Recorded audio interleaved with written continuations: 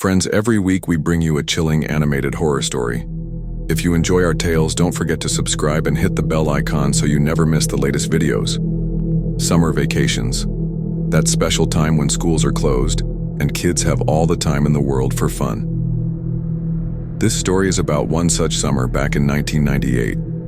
Nisha, 16 years old, and her younger brother Aman, 13, were overjoyed. After almost 10 years, they were finally going to meet their grandparents again. Their grandfather and grandmother lived in a small village near Shimla, in an old farmhouse surrounded by fields and wild grass, a place where the power would go out at any moment. But the children didn't care. They were too excited. For the very first time, they were traveling without their parents. After a long journey, the train stopped at Shimla station. Only the two of them stepped down. And there, waiting, were their grandparents. The kids ran to them with joy. At first glance, grandfather and grandmother looked the same, just older, weaker. But there was something strange too. Despite the blazing sun, they wore thick shawls. Their smiles seemed forced, and their eyes looked strangely hollow. But Nisha and Aman didn't notice. They were too happy. During the drive, the children chattered endlessly about their train journey. Their grandparents barely spoke.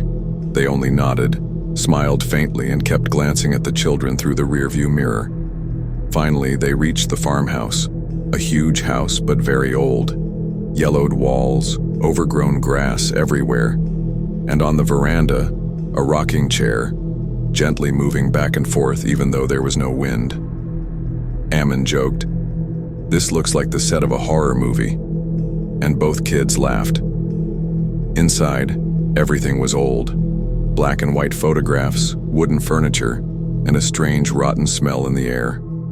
Grandmother smiled and explained, "It's just the smell of cow dung from the fields." But something still didn't feel right. At dinner, grandfather and grandmother sat at the table smiling, watching the children eat. But they never touched their food. They just kept repeating how happy they were that the children had come. Later, as they said goodnight, grandfather whispered, "Don't step out at night. You may hear animals, but don't be afraid." The children, exhausted, quickly fell asleep. But at midnight, Nisha woke up. She heard a sound outside the door. A large shadow passed beneath the crack of the door. Forgetting grandfather's warning, she slowly opened it. The foul smell grew stronger. Somewhere in the darkness, something was moving. It didn't sound like an animal. Suddenly, a hand grabbed her shoulder. She screamed. It was grandmother. Her face pale as chalk, her smile stretched unnaturally wide. "Go to sleep," grandmother said softly. Shaken, Nisha went back to bed, her heart racing. The next day, a man had his own encounter. While sitting on the swing outside, he thought he heard children playing inside the house. When he peeked through the window, he saw the shadow of a small boy. Confused, he ran inside, only to find Nisha. No one else was there. Then something on the wall caught his eye. A black and white portrait of their grandparents. But this time their eyes were bleeding. Terrified, Aman called Nisha. But when she looked, the picture was completely normal. Now both siblings knew something was terribly wrong. That evening, they gathered courage and found the key to their grandparents' locked bedroom. As they opened the door, a wave of stench hit them.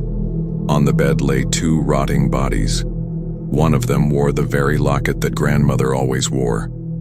Nisha's heart sank. She realized the truth. Those corpses were their real grandparents.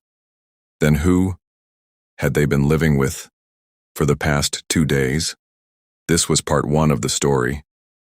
To hear part 2, don't forget to subscribe.